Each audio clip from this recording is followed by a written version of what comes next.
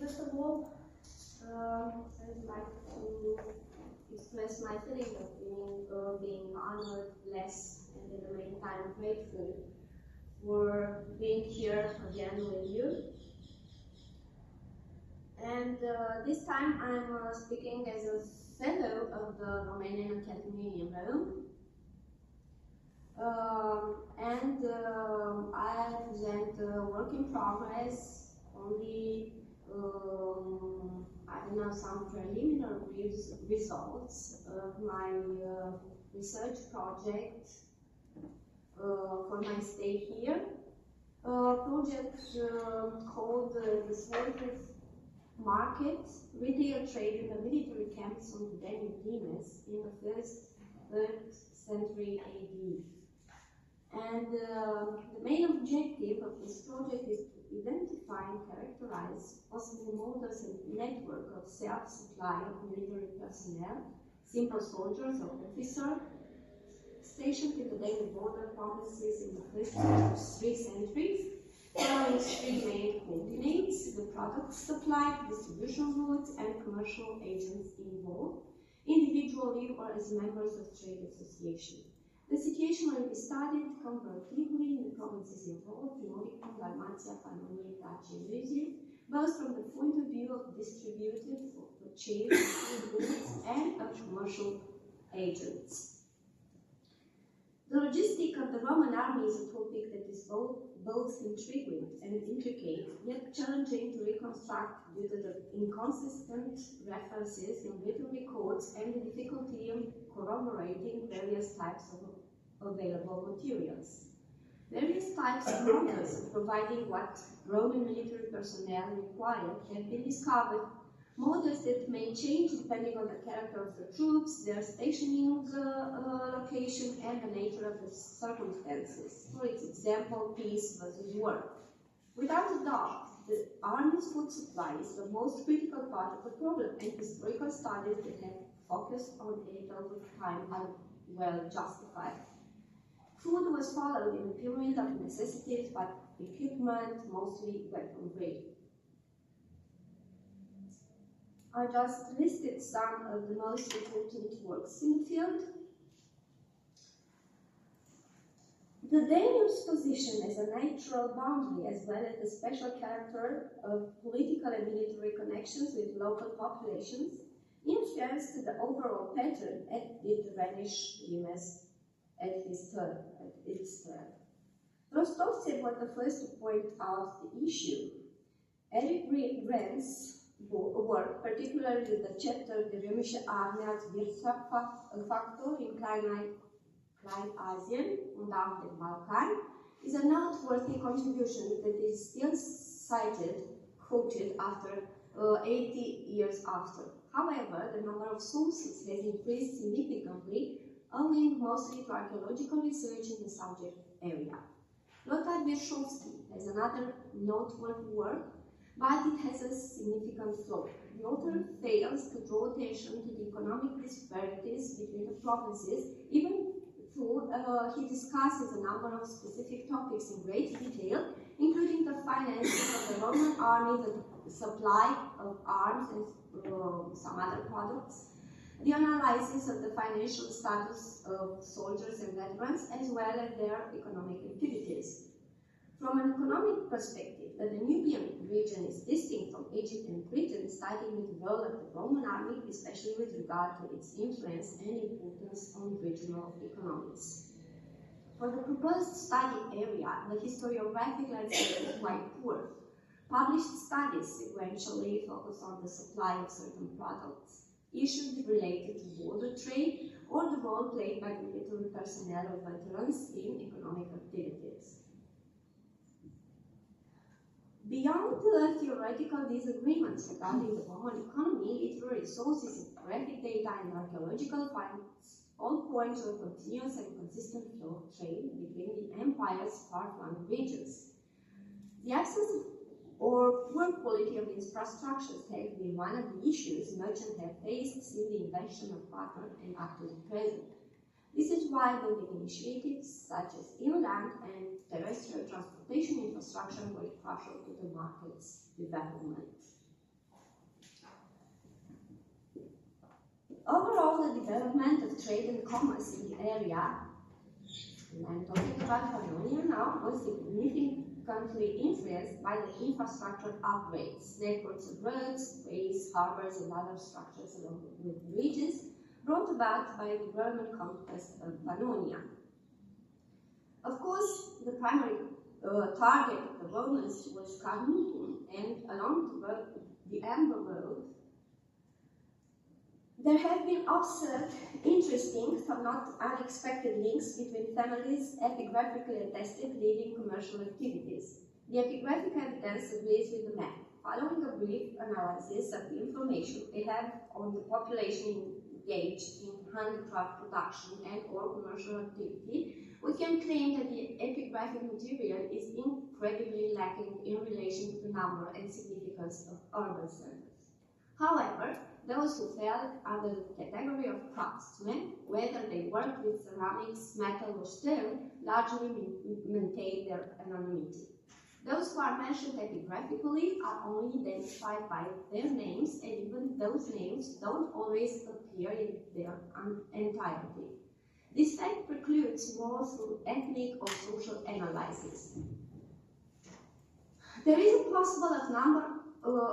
a number of possible explanations for this situation, one of which is the likelihood that these merchants or craftsmen are considering themselves under the guise of consistentes and defying the laws of a certainty of their trade.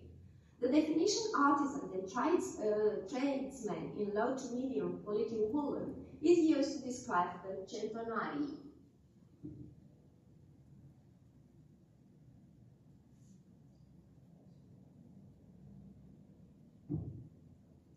The majority of references to the centenarii are connected to a collegium, which is connected in turn to other professional collegia connected to other craft, trade, or transportation activities.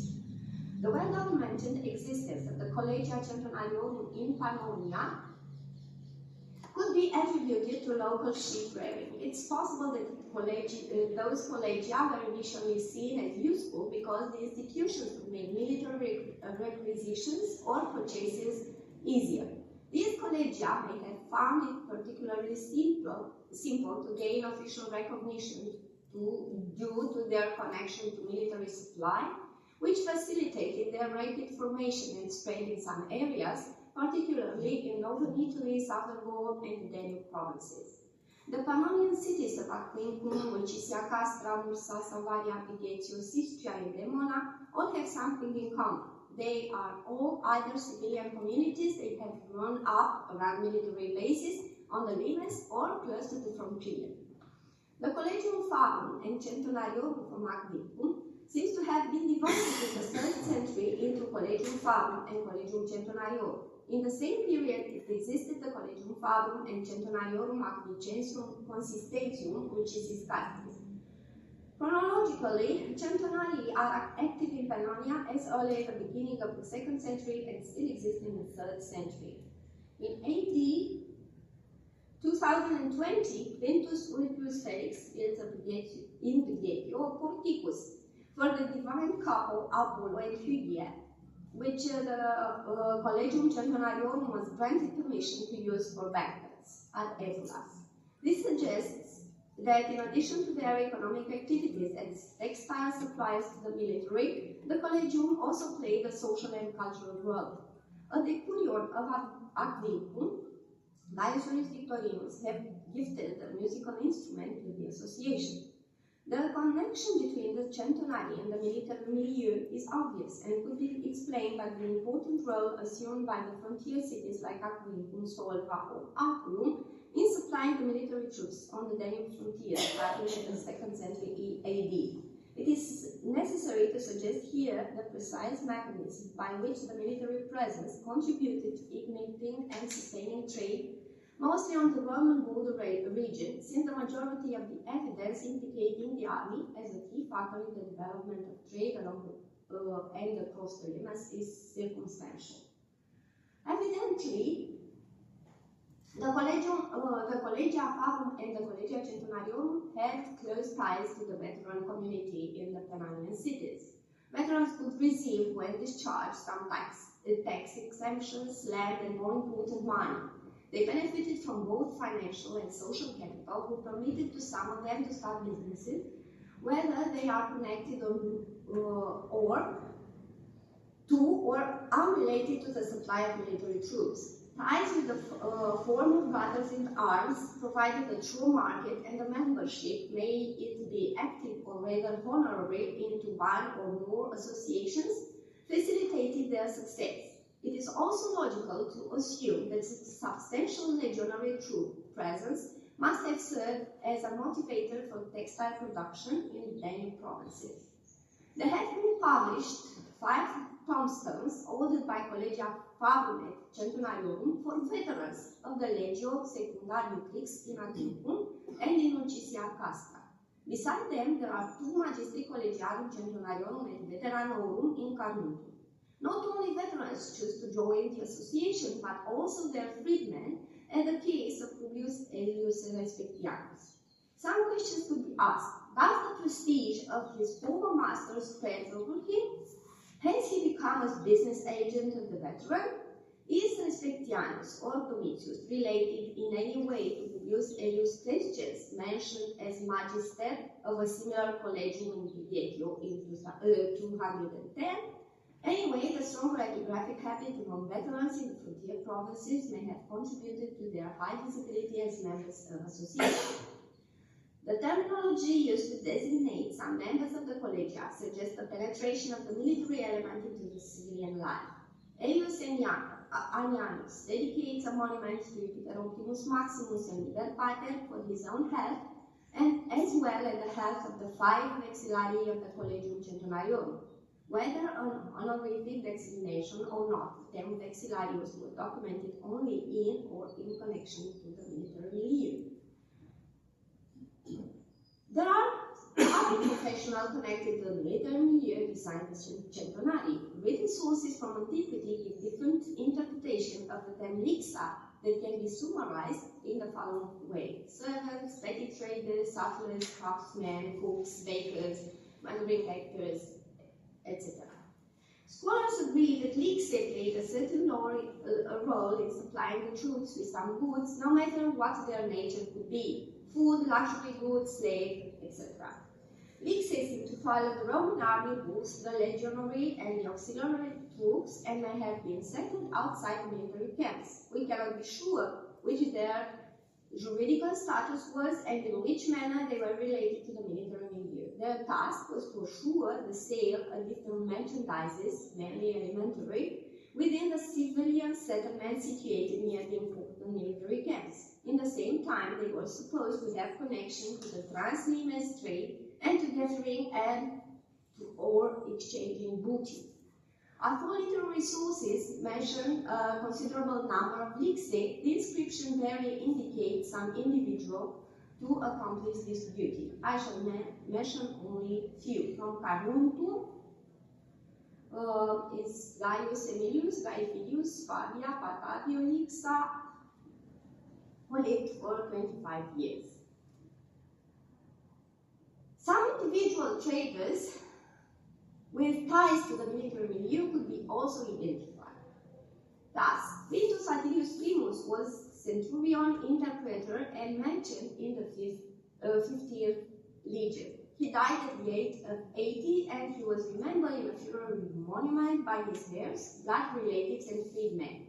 His duties gave birth to historiographical debates, focused at the first place on whether Primus was centurion and trader in the same time, or he embraced commercial activity after the discharge. The two other Quinti Attili are known in Pannonia Superior, both from Carnuntum. There is also an Attilius Primus in Carnuntum, centurion in the 40th legion, but it is not possible to identify him with our centurion interpreter merchant. Regardless of the chronological sequence of his career, the experience gathered as interpreter and his language skills were determinant advantages to his business. The same assets might apply to Titus Dominus Passet, the son of an Augustalius from Brigetio, given the strategic importance of the military settlement located at the confluence between the Danube and the Volga. Due to the easy supply and large customer base provided by the navigation routes, a lucrative market was created there. We can reasonably infer that Dominus Senior, whether or not he was descended from a soldier, entered the local commercial life. As his business grew, he earned respect in the community and rose to the rank of Augusta.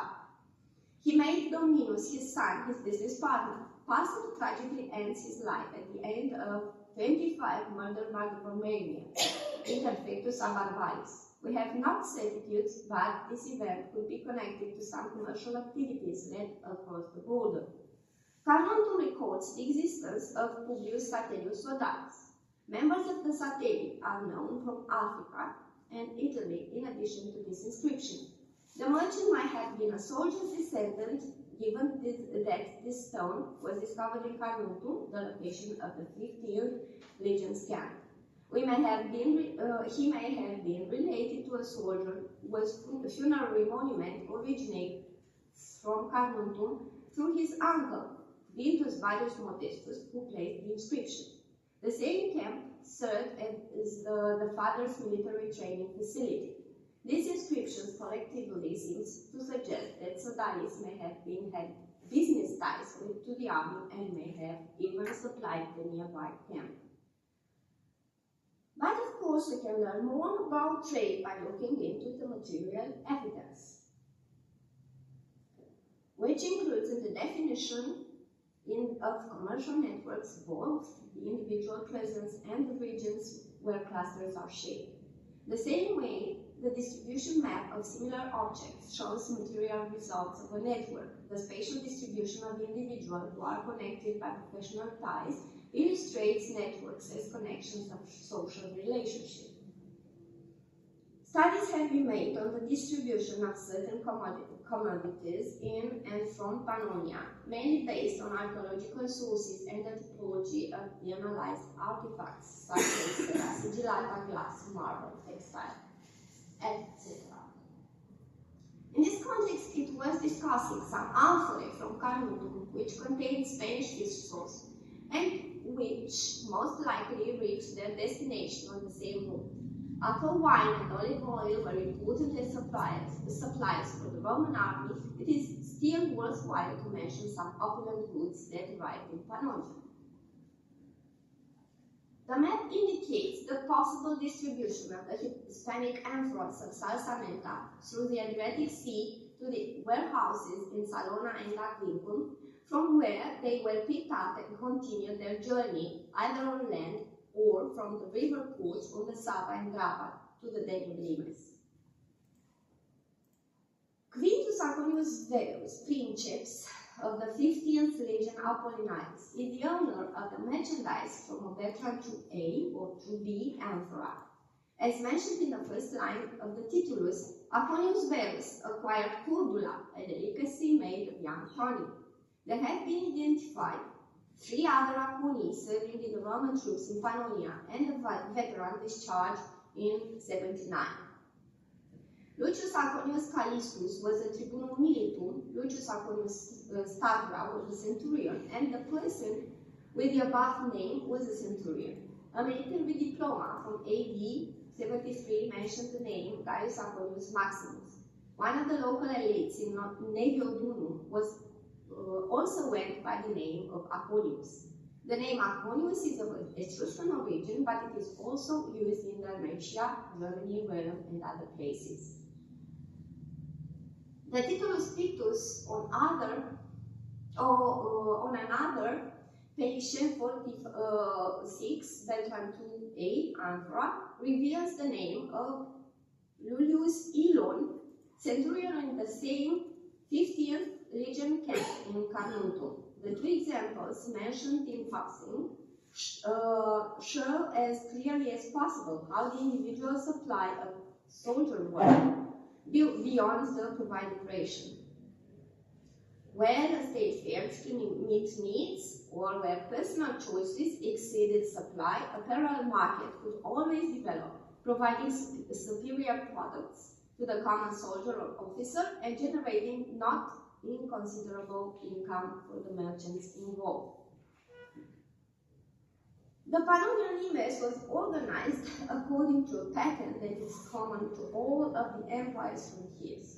The imperial administration concentrated on establishing and energizing the so-called buffer zones in order to safeguard its territory. The heavily fortified areas offered a number of social and economic benefits. The Roman army was at the forefront of economic development in the Latin provinces, and the Danube region is no exception. This is supported by all available evidence, made direct or circumstantial. In the case of the Limes Pannonicus, the presence of a river as a natural border and the specific nature of political and military relations with the barbarians have influenced the general pattern. The military's primary responsibilities can be described down to three main areas: the inflow of foreign traders and goods, occasionally participating in it, the promotion and regulation of trade with the Barbaricum, and simultaneously the creation of the essential facilities that foster and streamline commerce. Understanding the scale in which goods could be sent and received in the settlement found on the Limes depend on the size and significance of structure intended for military and commercial activities. In light of this consideration, it is completely understandable why the Pannonian provinces provide so much evidence of people or corporate business engaged in trade and transportation that extends beyond the local or interprovincial level and involves far-reaching and fruitful exchange. Although explicit information concerning the magnitude of trade in the region is missing, and there is only a hint of how much the military was involved, assembled as pieces of a puzzle, the literary, epigraphical, and archaeological evidence as whole demonstrate the significant impact of the Roman army on the Limes region and its people. As a result, I see the first theme as a starting point for a difficult but exciting and promising research direction in the medium and long term. Wherever soldiers went, big fortunes followed. Thank you.